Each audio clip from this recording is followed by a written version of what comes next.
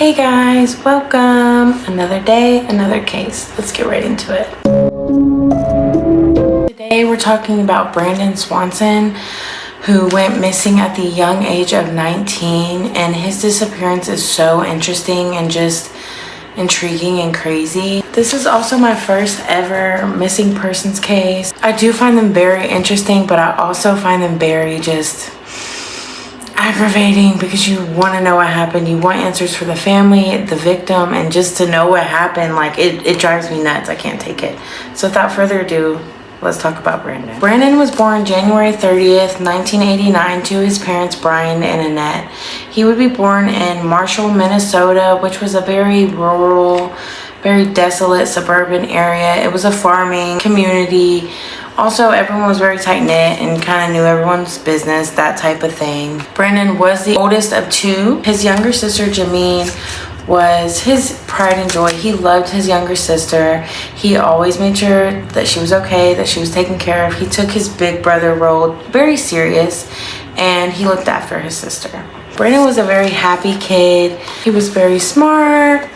He looked after his friends. He made friends very easily. Brandon was blind in his left eye, so he faced a lot of challenges very young growing up, but he did prevail. He did excellent in school. He still made lots of friends. It did not affect him, if that makes sense. Fast forward to 2006, Brandon did get a DUI. Although he would receive this DUI, he still was able to keep his license, which I'm sure to Brandon probably felt like a blessing at the time, but it would change the trajectory of his entire life. After graduating in 2007, Brandon goes on to study wind turbines at the West Minnesota Tech Community College. But Brandon really did want to transfer to a college in Iowa to further his studies and further his education. He eventually wanted to enroll in a 4-year university to get a career in science. May 13, 2008, Brandon completes his second semester of college and is invited to a kind of like a celebration party at a private residence in the town of Lind. And he decided he was going to go. So the evening of May 19th, he gets into his Chevy Lumina and he heads to the city of Lind.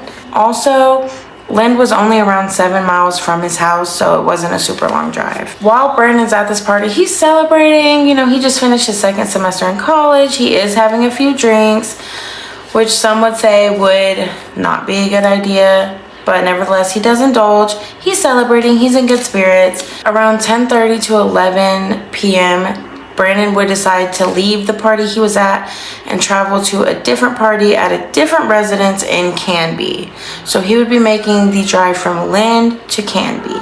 At the party in Canby, Brandon would continue drinking. He would be turning up. He would have one final shot and then he would decide to make the drive home. Roughly a 40-minute drive and a straight shot home. He would just have to hit the highway and he would basically be home. But strangely enough, Brandon wouldn't take the highway home. He would actually take a back way home, which would consist of lots of turns and gravel roads. It's assumed he decided to take the back road home, 1, because he was drinking, he was under the influence.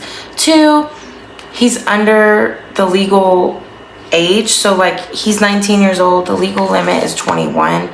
He's not even at the age requirement to be legally drinking. And number 3, he's drinking and driving. So he decides to take the back road home. That would seal his fate, unfortunately. While taking this route home, Brandon's Chevy Lumina would get stuck in a ditch around 390th Street and Lyon-Lincoln County Road. This intersection was only about 2 miles from the highway that he would have taken home. But it was also 22 miles from his house. So he was pretty far from home, but he wasn't that far from the highway. And it's just tragic. Like, you're right there. You're so close. After no luck of getting a hold of his friends, Brandon finally decides to call his parents. Now, granted, his parents were obviously pissed. He's drinking and driving. He's under the legal limit. But nevertheless, they want to get their son home and safe. They don't really care about all that. It's kind of like, we'll figure that out in the morning. Let's just get you home. So Brian and Annette set off to get their son Brandon and bring him home. Brandon insists that he was on a gravel road along a golf course in Lind. But he wasn't. He was actually 22 miles northwest of that location. That's a long jump. So if someone's looking for you, maybe a mile, 2 miles radius, but 22 miles is a stretch. So Brian and Annette are attempting to find a needle in a haystack. They're looking for Brandon, but they're looking in the complete wrong place. But the deal was Brandon would wait at his car until his parents met up with him. While he's waiting, Brandon does stay on the phone with Annette and Brian, but when Annette and Brian get to the location that Brandon gave them, Brandon was nowhere to be found. Now, frustrations are rising. They're all getting aggravated. They're all ready to go home. They're all tired. So Brandon is kind of yelling at his mom at this point. I'm right here. I'm right here. I'm going to flash my lights on and off so you can see me. So he flashes his lights. With no luck, they don't see him. All they see is pitch black. Brandon gets pissed and he hangs up the phone on his mom. Which I would like to add, anyone who's lost and they don't know where they're at and they're uncomfortable in a vulnerable position would probably act similar to the way Brandon did. I've seen videos of people calling him entitled and saying that, you know, he just expected his parents to pick him up. A lot of people do. I know my kids would, and if they called me in a field drunk in the middle of the night, guess what? I don't care. I'm coming to get them. So placing blame isn't very productive to the situation. Although it was a huge mistake, all of the choices that Brandon kind of made weren't the best, but nevertheless, that does not make it okay that he just vanished and we can't find him.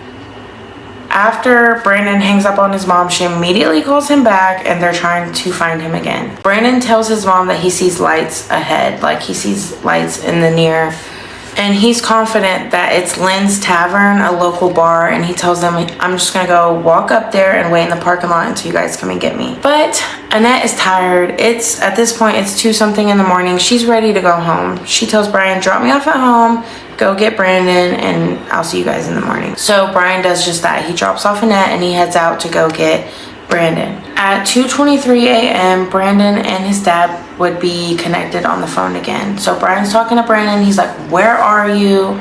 You know, are you at the bar yet? I'm almost there. Brandon's like, no, I'm still walking, but I'll tell you what I see. And maybe if you recognize anything or if anything sticks out to you, you can just meet me there. Meet me halfway. As Brandon is describing to his dad where he's at, he's telling him he's on a gravel road and he can hear running water in the near distance. And he tells his dad that he sees a shortcut through a field and he's just gonna take the shortcut. Only minutes after taking that shortcut, Brandon would yell the words, "Oh shit," and the call would be disconnected. That was the last phone call that Brandon would ever make. And that was the last thing that Brian would ever hear his son say. After the phone disconnects, Brian immediately starts blowing up Brandon's phone, blowing his phone up. He goes, picks up Annette. They immediately start searching for Brandon. The search is on. They're looking high and low, all the locations to party. But mind you, they're kind of right here and Brandon's over here. Without any luck, at 6:30 in the morning, they do go to the police and report Brandon missing.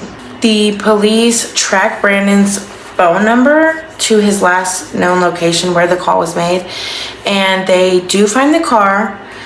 They find it with the door open, the keys were missing, and it was in fact stuck in a ditch. There was no indication of foul play or injury, so that was kind of confusing, because if you would expect to see some kind of evidence of where Brandon went or what happened to him.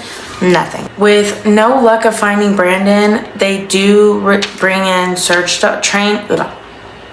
So they search for Brandon for over 4 months with no luck. They bring out search dogs, and the search dogs actually do pick up a scent from Brandon at a river, and the scent is picked up at one side of the river and then it's picked up on the other side of the river, almost as if Brandon went in one side, walked straight through, and came out on the other side. But this discovery would lead to nothing. It was a dead end. So at this point, Brandon is gone without a trace. A few things that police did find super weird were One, Brandon knew the area that he was in. The area of Taunton, where they found his car. They found his car 2 miles from Taunton.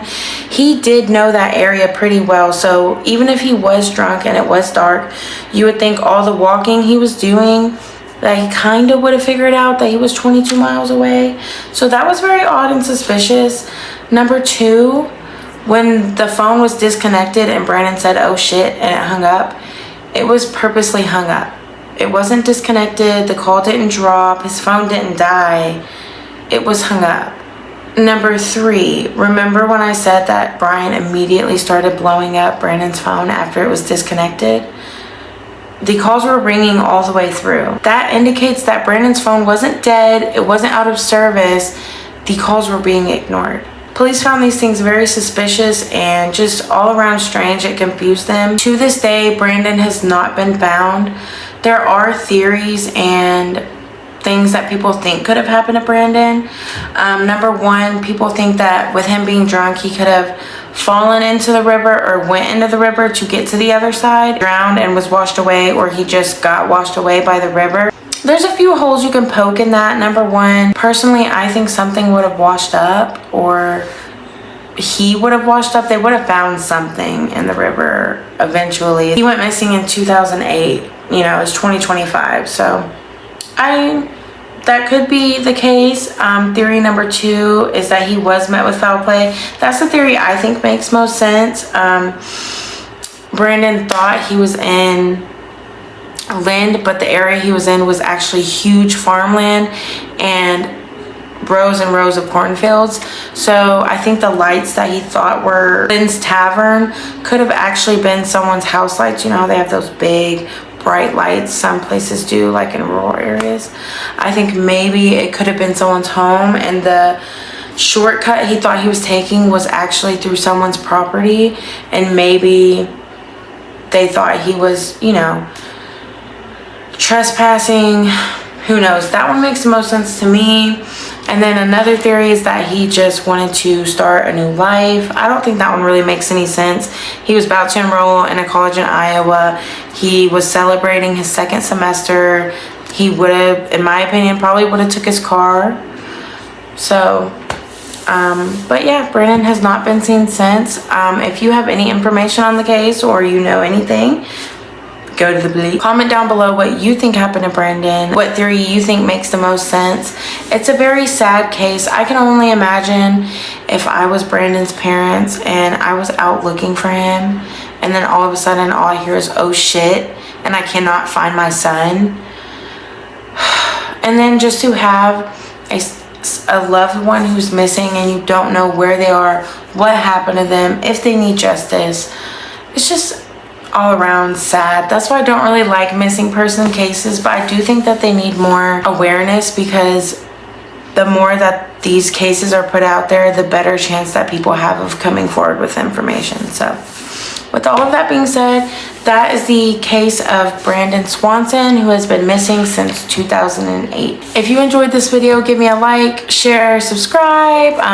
You can comment below a case you want me to cover. Yeah, thanks for all the love. See you on the next one. Bye.